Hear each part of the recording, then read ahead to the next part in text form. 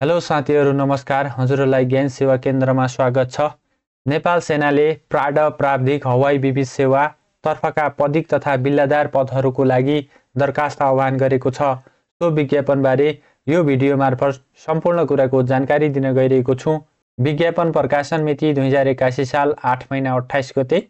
योग्यता पुगेका नेपाली नागरिकले नेपाली सेनाको आधिकारिक वेबसाइट www.nepalarmy.mil.np बाट अनलाइन दरखास्त फारम भरी उम्मेदवार स्वयंले सोको हार्ड कपी प्रिन्ट आउट गरी भर्ना केन्द्रमा बुझाउने वा उम्मेदवार स्वयं भर्ना केन्द्रमा उपस्थित भई दरखास्त फारम भर्ने र दरखास्त फारममा रु 10 को टिकट टाँसी दरखास्त पेश गर्न आह्वान गरिएको छ।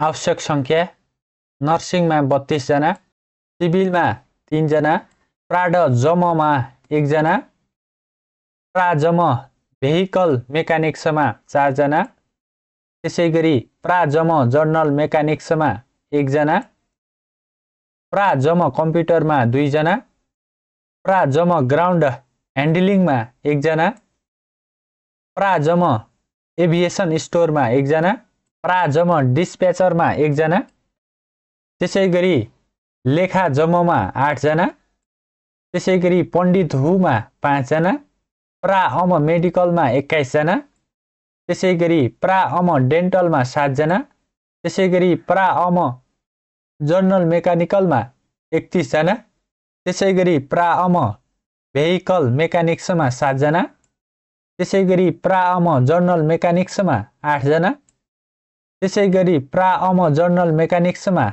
3 जना, त्यसैगरी प्राअम जर्नल मेकानिक्समा 20 जना, त्यसैगरी प्राअम रेडियो मेकानिक्समा 35 जना, त्यसैगरी प्राअम कम्प्युटरमा 6 जना, त्यसैगरी प्राअम भेटेरिनरीमा 2 जना, त्यसैगरी प्राअम दृश्य सामग्री तस्बिर र सङ्ग्रहमा 1 जना, त्यसैगरी प्राअम श्रव्य सामग्री पत्र-पत्रिका एवं विद्युतीय सञ्चारमा 1 जना, त्यसैगरी प्राअम ब्यान्डमा 6 जना, प्राअम प्याराचुट होल्डिङ तथा मेन्टेनेन्स शाखामा 1 जना, प्राअम A&C मेकानिकलमा 4 जना, त्यसैगरी प्राअम एभियोनिक्समा 4 जना, त्यसैगरी प्राअम ग्राउन्ड ह्यान्डलिङमा 1 जना, त्यसैगरी प्राअम एभिएसन स्टोरमा 1 जना, त्यसैगरी अमलदार कर्मचारी 83 जनाका लागि जम्मा 301 जनाका लागि आवेदन गरेको छ। त्यसैगरी दरखास्त पेश गर्ने मिति र स्थान: दरखास्त मिति 2081 साल 8 महिना 28 गतेदेखि मिति 2081 साल 9 महिना 27 गतेसम्म र दोब्बर दस्तुर बुझाइ मिति 2081 साल 9 महिना 28 गतेदेखि मिति 2081 साल 10 महिना 5 गतेसम्म थप दिन 7 दिन हुनेछ। उक्त अवधिको कार्यालय समयभित्र दरखास्त बुझाउनु पर्नेछ। त्यसैगरी अन्तिम मितिको दिन सार्वजनिक बिदा पर्न गएमा सोभन्दा पछाडि कार्यालय खुल्ने दिनमा दरखास्त पेश गर्न सकिनेछ। स्थान: नेपाली सेना केन्द्रीय भर्ना छनौट केन्द्र स्वयम्भूमा। त्यसैगरी दरखास्त दस्तुर: दरखास्त फारम बुझाउँदा उम्मेदवारहरूले श्री नेपाल बैंक लिमिटेडको खाता नम्बर 00101 880 1001 कार्यालय कोड 345 013 513 र राजस्व शीर्षक नम्बर 1422 मा निम्न पद अनुसार दस्तुर जम्मा गरी सोको सक्कलै भौचर तथा प्रतिलिपि प्रति 1 दरखास्त फारम साथ पेश गर्नुपर्नेछ। सोही विज्ञापनमा 1 भन्दा बढी समूहमा दरखास्त दिएमा प्रत्येक समूहका लागि 20% का दरले थप दस्तुर लाग्नेछ।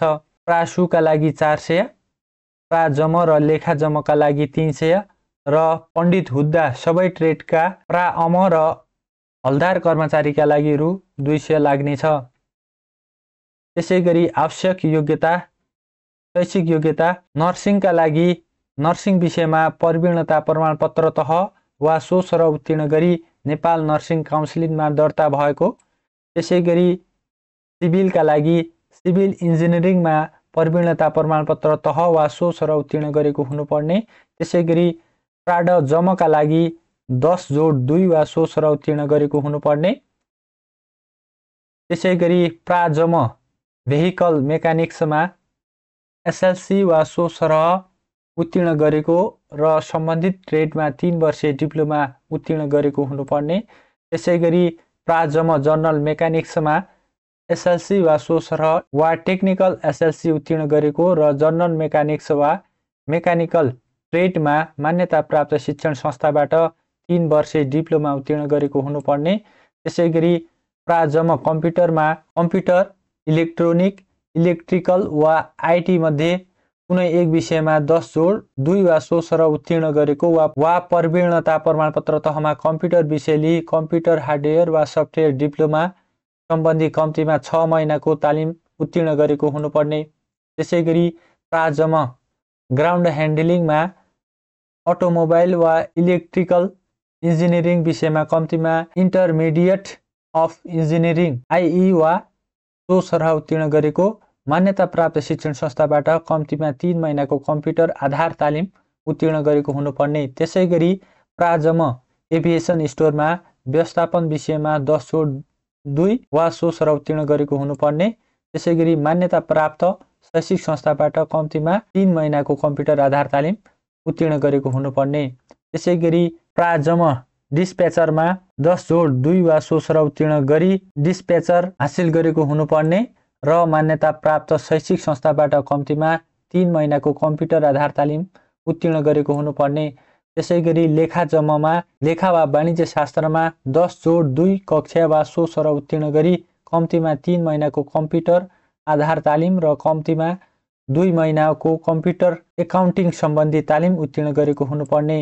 त्यसैगरी पण्डित हुका लागि पूर्व मध्यमा वा कर्मकाण्ड सहित 300 पूर्णाङ्कको संस्कृत विषय लिई प्रवेशिका परीक्षा वा 10 कक्षा वा सो सरहको परीक्षा उत्तीर्ण गरेको हुनुपर्ने। त्यसैगरी प्राअम मेडिकलमा एसएलसी वा सो सरह उत्तीर्ण गरी सीएमए तालिम वा हेल्थ असिस्टेन्ट उत्तीर्ण गरेको वा मेडिकल सम्बन्धी सो सरह मान्यता प्राप्त गरेको र नेपाल स्वास्थ्य व्यावसायिक परिषदमा दर्ता भएको हुनुपर्ने। त्यसैगरी प्राअम डेन्टलमा एसएलसी वा सो सरह उत्तीर्ण गरी कम्तीमा 2 वर्ष डेन्टल हाइजेनिस्ट वा सो सरह डेन्टल सम्बन्धी मान्यता प्राप्त तालिम उत्तीर्ण गरेको र नेपाल स्वास्थ्य व्यवसायी परिषदमा दर्ता गरेको हुनुपर्ने। त्यसैगरी प्राअम जनरल मेकानिकलमा एसएलसी वा सो सरह उत्तीर्ण गरी नेपाली सेनाले तोकिएको तालिम वा विज्ञापनमा 10 जोड 2 वा सो सरह उत्तीर्ण गरेको वा टेक्निकल एसएलसी वा सो सरह उत्तीर्ण गरेको हुनुपर्ने।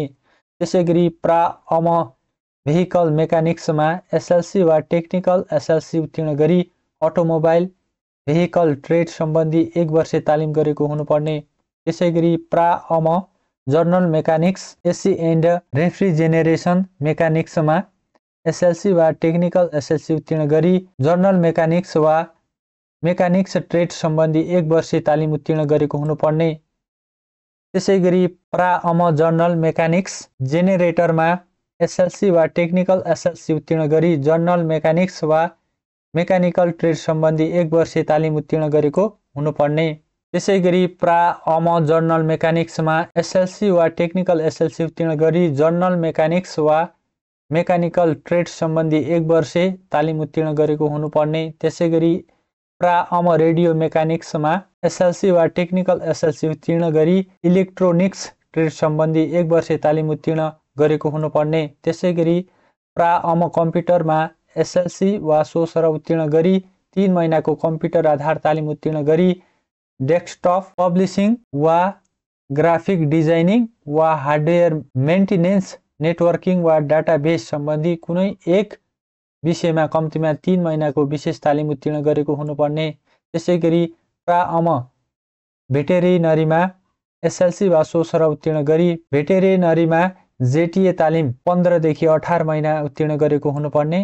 त्यसैगरी प्राअम दृश्य सामग्री तस्बिर र सङ्ग्रहमा एसएलसी वा सो सरह उत्तीर्ण गरी कम्प्युटर सफ्टवेयर सम्बन्धी कम्तीमा 3 महिनाको तालिम उत्तीर्ण गरेको र नन लिनियर भिडियो एडिटिङ र ग्राफिक्स डिजाइनिङ सम्बन्धी कम्तीमा 3 महिनाको तालिम उत्तीर्ण गरेको हुनुपर्ने। त्यसैगरी प्राअम सर्वे सामग्री पत्र पत्रिका एवं विद्युतीय सञ्चारमा एसएलसी वा सो स्तर उत्तीर्ण गरी आधारभूत पत्र पत्रिका तालिम र ग्राफिक्स डिजाइन सम्बन्धी आधारभूत तालिम उत्तीर्ण गरेको र मान्यता प्राप्त शिक्षण संस्थाबाट कम्प्युटर सफ्टवेयर सम्बन्धी कम्तीमा 3 महिनाको तालिम उत्तीर्ण गरेको हुनुपर्ने। त्यसैगरी प्राअम ब्यान्डमा एसएलसी वा सो स्तर उत्तीर्ण गरी आर्केस्ट्रा समूह, गिटार, किबोर्ड, भ्यायोलिन, चेलो, ट्रम्पेट, स्याक्सोफोन, पाइपर गायन मध्ये कुनै एक वाद्यवादन वा गायन सम्बन्धी मान्यता प्राप्त संस्थाबाट कम्तीमा 6 महिनाको बेसिक तालिम उत्तीर्ण गरेको हुनुपर्ने। त्यसैगरी प्राअम प्याराचुट होल्डिङ तथा मेन्टेनेन्स शाखामा एसएलसी वा सो स्तर उत्तीर्ण गरेको हुनुपर्ने यसमा चाहिँ। त्यसैगरी प्राअम A&C मेकानिकलमा एसएलसी वा सो स्तर उत्तीर्ण गरी सम्बन्धित विषयमा कम्तीमा 6 महिनाको तालिम हासिल गरेको वा प्राविधिक शिक्षा तथा व्यावसायिक तालिम परिषदबाट टेक्निकल एसएलसी वा सो स्तर उत्तीर्ण गरेको हुनुपर्ने। त्यसैगरी प्राअम एभियोनिक्स इलेक्ट्रोनिक एभियोनिक्समा एसएलसी वा सो स्तर उत्तीर्ण गरी सम्बन्धित विषयमा कम्तीमा 6 महिनाको तालिम हासिल गरेको वा प्राविधिक शिक्षा तथा व्यावसायिक तालिम परिषदबाट टेक्निकल एसएलसी वा सो स्तर उत्तीर्ण गरेको हुनुपर्ने। त्यसैगरी प्राअम ग्राउन्ड ह्यान्डलिङमा एसएलसी वा सो स्तर उत्तीर्ण गरी सम्बन्धित विषयमा कम्तीमा 6 महिनाको तालिम हासिल गरेको वा प्राविधिक शिक्षा तथा व्यावसायिक तालिम परिषदबाट टेक्निकल एसएलसी उत्तीर्ण गरेको र मान्यता प्राप्त शैक्षिक संस्थाबाट कम्तीमा 3 महिनाको कम्प्युटर आधार तालिम उत्तीर्ण गरेको हुनुपर्ने छ। त्यसैगरी प्राअम एभिएसन स्टोरमा एसएलसी वा सो स्तर उत्तीर्ण गरी 6 महिनाको स्टोर किपिङ तालिम हासिल गरेको र प्राविधिक शिक्षा तथा व्यावसायिक तालिम परिषदबाट टेक्निकल एसएलसी उत्तीर्ण गरेको र मान्यता प्राप्त शैक्षिक संस्थाबाट कम्तीमा 3 महिनाको कम्प्युटर आधार तालिम उत्तीर्ण गरेको हुनुपर्ने। त्यसैगरी अमलदार कर्मचारीका लागि एसएलसी वा सो स्तर उत्तीर्ण गरी कम्तीमा 3 महिनाको कम्प्युटर आधार तालिम उत्तीर्ण गरेको हुनुपर्ने छ। त्यसैगरी शारीरिक योग्यता सबै पदका उम्मेदवारहरूका लागि उचाइ न्यूनतम 5 फिट 3 इन्च पुरुषका लागि, महिलाका लागि न्यूनतम 5 फिट। त्यसैगरी छाती नफुलाउँदा न्यूनतम 32 इन्च र फुलाउँदा न्यूनतम 34 इन्च पुरुषका लागि, महिलाका लागि परेन। त्यसैगरी वजन पुरुषका लागि न्यूनतम 50 केजी, त्यसैगरी महिलाका लागि न्यूनतम 40 केजी। त्यसैगरी आँखाको चस्मा प्रयोग गर्ने भएमा आँखा ±2 भन्दा बढी कमजोर नभएको हुनुपर्ने, तर शैक्षिक प्राविधिक सेवा अन्तर्गतका बहालवाला उम्मेदवारहरूको हकमा ±2.5 भन्दा बढी कमजोर नभएको हुनुपर्ने। त्यसैगरी बिएमआई न्यूनतम 16 देखि अधिकतम 27 सम्म हुनुपर्ने। अन्य योग्यता यो हेर्नु होला एकचोटि। उमेरको हद उम्मेदवारहरूको दरखास्त पेश गर्ने अन्तिम मिति 2081 साल 9 महिना 27 गतेसम्म 18 वर्ष पुरा भई 25 वर्ष ननागेको, जन्म मिति 2056 9 महिना 27 गतेदेखि मिति 2063 9 महिना 27 गतेसम्म हुनुपर्ने छ। त्यसैगरी सैनिक सेवाका बहालवाला उम्मेदवारका लागि यो एकचोटि हेर्नु होला। त्यसैगरी पेश गर्नुपर्ने आवश्यक प्रमाणपत्रहरू देहाय बमोजिमका कागजातहरूको प्रतिलिपि उम्मेदवारहरू स्वयंले प्रमाणित गरी एक प्रतिका दरले नेपाली फाइल राखी पेश गर्नुपर्ने छ। केरमेट तथा दोहोरो लेखिएको प्रमाणपत्रहरू मान्य हुने छैनन्। दरखास्त दिन आउँदा पेश गरिने सबै कागजातहरूको सक्कल प्रति अनिवार्य रूपमा साथमा ल्याउनु पर्ने छ। त्यसैगरी नेपाली नागरिकताको प्रमाणपत्र, सबै शैक्षिक तहको योग्यता प्रमाणपत्रको लब्धाङ पत्र, चारित्रिक प्रमाणपत्र र ओरिजिनल प्रोभिजनल प्रमाणपत्र। त्यसैगरी नेपालका विश्वविद्यालय बाहेक अन्य बोर्ड तथा विश्वविद्यालयबाट उपाधि हासिल गर्नेको हकमा त्रिभुवन विश्वविद्यालयबाट समकक्षता निर्धारण गरेको प्रमाणपत्र पेश गर्नुपर्ने छ।